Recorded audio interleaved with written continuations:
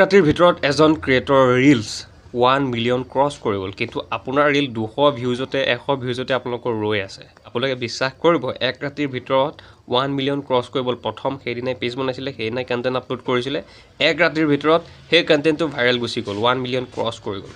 24 ঘণ্টা হোৱাই নাই, ঠিক আছে, 6-7 ঘণ্টামান হৈছে।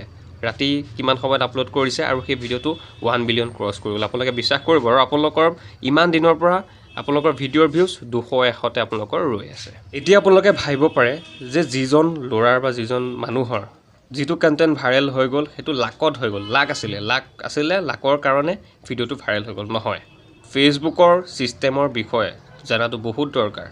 সেই ল'ৰাজনে, সেই মানুহজনে ফেচবুকৰ ছিষ্টেমৰ বিষয়ে ধুনীয়াকৈ জানে, প্ৰপাৰলি জানে, তে তাৰ গতিকে সেই কণ্টেণ্টটো ভাইৰেল গুচি গ'ল।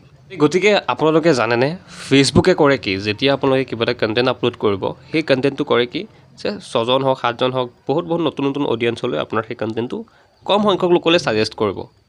আৰু সেই কণ্টেণ্টটো যেতিয়া অডিয়েঞ্চে দেখি ভাল পাব, 10জন হওক 5জন হওক লোকক দেখাব, ফেচবুকে ছাজেষ্ট কৰিব।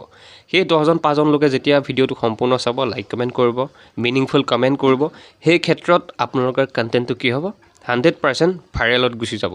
বাছ সেইটো কথা, ফেচবুকৰ ছিষ্টেমৰ বিষয়ে জনাটো বহুত দৰকাৰ। যেনেকৈ মই এইটো ছিষ্টেমৰ কথা ক'লোঁ যে ফেচবুকে প্ৰথম কৰে কি, যে যেতিয়া কিবা এটা কণ্টেণ্ট আপুনি আপলোড কৰিব, সেই কণ্টেণ্টটো কম সংখ্যক লোকলৈ নহওক কিয় ফেচবুকে প্ৰথম ছাজেষ্ট কৰিব। যেতিয়া সেইসকল লোকে লাইক কমেণ্ট কৰিব, মিনিংফুল কমেণ্ট কৰিব, সেই ক্ষেত্ৰত আপোনালোকৰ কণ্টেণ্টটো এনেই ভাইৰেল গুচি যাব। আৰু যেতিয়া ফেচবুকে সেইটো ক্ষেত্ৰত আপোনাৰ কণ্টেণ্টটো সেই লোকসকলে যেতিয়া ছাজেষ্ট কৰিব, যদি সেইটো ক্ষেত্ৰত যদি ভাল পাৰফৰ্ম যদি নকৰে, তেখেতসকলে যদি বৰিং ৰিলটোৱে ধৰক বৰিং, মানুহেনো কিয় নাচাব? আপোনাৰ ৰিলটোৱে যদি বৰিং হয়, মানুহে জানো চাব? নেচাব নিশ্চয়। তো এইটো ক্ষেত্ৰত যেতিয়া আপোনাৰ কণ্টেণ্টটো সেই লোকসকললৈ যেতিয়া ছাজেষ্ট কৰিব, সেইসকল লোকে 100% ইগন'ৰ কৰিব। সেইটো ক্ষেত্ৰত আপোনাৰ কণ্টেণ্ট কেতিয়াও ছাজেষ্ট নহ'ব, বা সেইটো কথা। তো গতিকে এই ফেচবুকৰ ছিষ্টেমটোৰ বিষয়ে মই ক'লোঁ ধুনীয়াকৈ, বহুত ইম্পৰ্টেণ্ট হয়, নোট কৰি ৰাখি থৈ দিব আপোনালোকে। সেইটো কাৰণে মই সদায় কওঁ যে আপোনালোকে এংগেজিং কণ্টেণ্ট বনাওক, হুক এড কৰক, চিটিয়ে ব্যৱহাৰ কৰক, ধুনীয়াকৈ প্ৰপাৰলি কাম কৰক, কনচিষ্টেণ্টলি কাম কৰক, টাইমিং মেইনটেইন কৰক, সেইটো কথা। তাৰ লগতে এইটো বস্তু চাওক, ফেচবুকৰ মেইন বস্তুটো কি চাওক, ফেচবুকৰ বস্তুটো বুজিবলৈ আপোনালোকে ট্ৰাই কৰক না। চাওক, যেনেকৈ কিবা এটা কণ্টেণ্ট আপুনি আপলোড কৰিব, ফেচবুকক বেছি সময় নালাগে, মাত্ৰ 3 ছেকেণ্ড বা 5 ছেকেণ্ড দিয়ক। কিহত দিয়ক? কণ্টেণ্টত দিয়ক। ধৰক আপুনি 2 মিনিটৰ বা 3 মিনিটৰ যিমানে যি ৰিল আপলোড নকৰক কিয়, যিমান ৰেচিঅ'ৰ বা যিমান টাইমৰ আপোনালোকে ৰিল আপলোড নকৰক কিয়, সেই ৰিলটো যেতিয়া আপোনালোকে আপলোড কৰিব, মাত্ৰ 3 to 5 ছেকেণ্ড যেতিয়া সেই ৰিলটোত হুক এড হৈ থাকিব, মানুহে নিশ্চয় আপোনাৰ কণ্টেণ্ট চাব। 3 to 5 ছেকেণ্ডলৈকে যদি এজন ভিউৱাৰ সম্পূৰ্ণ যদি চায়, সম্পূৰ্ণ মাত্ৰ নালাগে, মাত্ৰ 3 বা 5 ছেকেণ্ডলৈকে যদি চায়, সেই কণ্টেণ্টটো নিশ্চয় কি হ'ব? আগলৈ আৰু প'ষ্ট কৰিব ফেচবুকে, বাছ সেইটো কথা। আৰু সেইটো সময়ত প্ৰথম মই ক'লোৱে যে ফেচবুকৰ আগতে প্ৰথম ছিষ্টেমটোৰ কথা ক'লোঁ, যেতিয়া কিবা এটা কণ্টেণ্ট আপোনালোকে আপলোড কৰিব, সেই কণ্টেণ্টটো কম সংখ্যক লোকলৈ নহওক কিয় ছাজেষ্ট কৰিব। এইটো ক্ষেত্ৰত যেতিয়া অডিয়েঞ্চে নাচাব, ইগন'ৰ কৰিব, চুৱাইপ কৰি দিব, তে সেইটো ক্ষেত্ৰত ফেচবুকৰ এলগৰিদমে ডাইৰেক্টলি কয় যে ষ্টপ প'ষ্টিং, সেইটো কথা। তে গতিকে কিবা এটা কণ্টেণ্ট বনালে ভাবি চিন্তি সম্পূৰ্ণ ধুনীয়াকৈ প্ৰপাৰলি বনাব লাগে, হুক এড কৰিব লাগে। হুক কি বস্তু, হুকৰ ওপৰতো এক্সট্ৰা এটা প্ৰপাৰলি ভিডিঅ' বনাম, হুকবিলাক কেনেধৰণে এড কৰিব লাগে।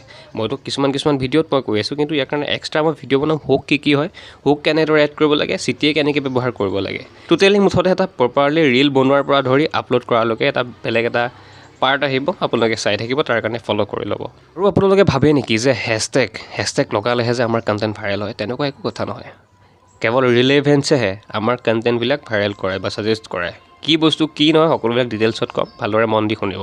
কিবা এটা কণ্টেণ্ট যেতিয়া আপোনালোকে আপলোড কৰিবলৈ যাব, তাৰ কাৰণে হেছটেগ নহয়, তাৰ কাৰণে কেপশ্যন মেটাৰ কৰে তাত। কাৰণ যেতিয়া কেপশ্যন লগাব আপোনালোকে, হেছটেগ ফেচবুকে মেটাৰ নকৰে, ফেচবুকে হেছটেগ মেটাৰ নকৰে আপোনালোকৰ কেপশ্যন। যেতিয়া কিবা এটা কেপশ্যন লগাব, ফেচবুকে ডাইৰেক্টলি ধৰি লয় যে এই ভিডিঅ'টো কি টপিকৰ ওপৰত একজেক্টলি বনোৱা হৈছে। তাৰ লগতে কেপশ্যন লগোৱাটোৰ কথা ক'লোঁ যে কেপশ্যনতেই গম পায় যে ফেচবুকে কি কণ্টেণ্টৰ ওপৰত ভিডিঅ' বনাইছে, কি টপিকৰ ওপৰত ভিডিঅ' বনাইছে, কি কেটেগৰী।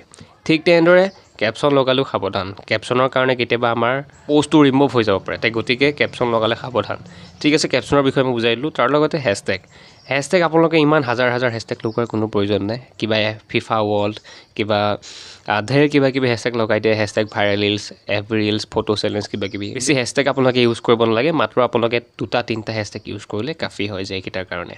ঠিক আছে, মেইন ইম্পৰ্টেণ্ট যে কেপশ্যন লগোৱাটো, কেপশ্যন আপোনালোকে ব্যৱহাৰ কৰিব প্ৰপাৰলি ধুনীয়াকৈ, এংগেজিং কেপশ্যন আপোনালোকে লগাব, যাতে অডিয়েন্সে থাম্বনেইল বাদ দিয়ক কেৱল আপোনাৰ কেপশ্যন লিখিয়ে যাতে ভিডিঅ'টো ক্লিক কৰে তেনেকুৱা টাইপৰ আপোনালোকে কেপশ্যন লিখিবলৈ ট্ৰাই কৰিব তাৰ লগতে মই হেছটেগৰ যে কথা ক'লোঁ ফেচবুকে নিজেই কয় যে যেতিয়া অভাৰ আপোনালোকে হেছটেগছ লগাব সেইটো ক্ষেত্ৰত আপোনালোকে ল' ৰিস্ক আপোনালোকে সেই ভিডিঅ'টো বা সেই কণ্টেণ্টটোত আপোনালোকে ইনক্ৰিজ হোৱা দেখা পোৱা যাব একদম ল' ৰিস্ক আপোনালোকে তাতে দেখা পোৱা যাব বা সেইটো কথা সেইটো কাৰণে হেছটেগ ইউজ কৰিলে ফেচবুকে নিজে ৰেকমেণ্ড কৰে যে 4-5 বা 3-5 আপোনালোকে হেছটেগ ইউজ কৰিব 3 বা 5লৈকে হেছটেগ ইউজ কৰিলে বাছ কাফি বাছ সেইটো কথা তাৰ লগতে সেইটোৱে আপোনালোকে যদি ৰিইউজড কণ্টেণ্টৰ ওপৰত যদি কাম কৰে তে সেইটো ক্ষেত্ৰত আপোনালোকৰ কি হ'ব ৰিচ এংগেজমেণ্ট একদম নাহিব ভিউজ একদম নাহিব ভিডিঅ' ভাইৰেল কেতিয়াও নহ'ব তাৰ লগতে যিবিলাক কণ্টেণ্ট আপোনালোকে আপলোড কৰিব কিছুমানে ইনষ্টাগ্ৰামৰ পৰা ভিডিঅ' ডাউনলোড কৰি পেলাই আপলোড কৰে তাৰ কিছুমান ৱাটাৰমাৰ্ক থাকি যায় না যেনেকৈ টিকটক বা ইনষ্টাগ্ৰাম কিবা এটা প্লেটফৰ্মৰ যিবিলাক ৱাটাৰমাৰ্ক মানে ছাইডত এনেকৈ ইয়াৰ ছাইডত মানত এনেকুৱা ধৰণৰ কিবা লোগো বা কিবা ষ্টিকাৰ লাগি যায়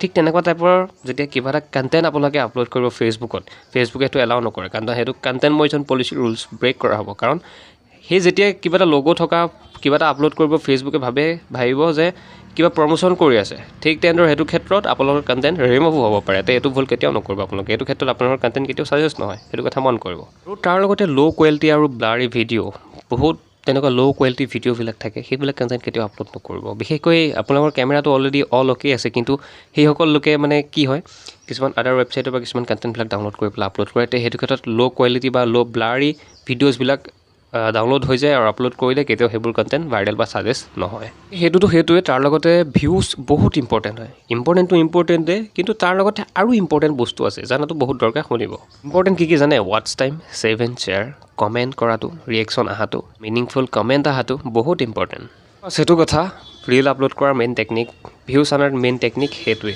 বাছ সেইটো কথা ভিডিঅ'টো বহুত ইম্পৰ্টেণ্ট শ্বেয়াৰ কৰি দিব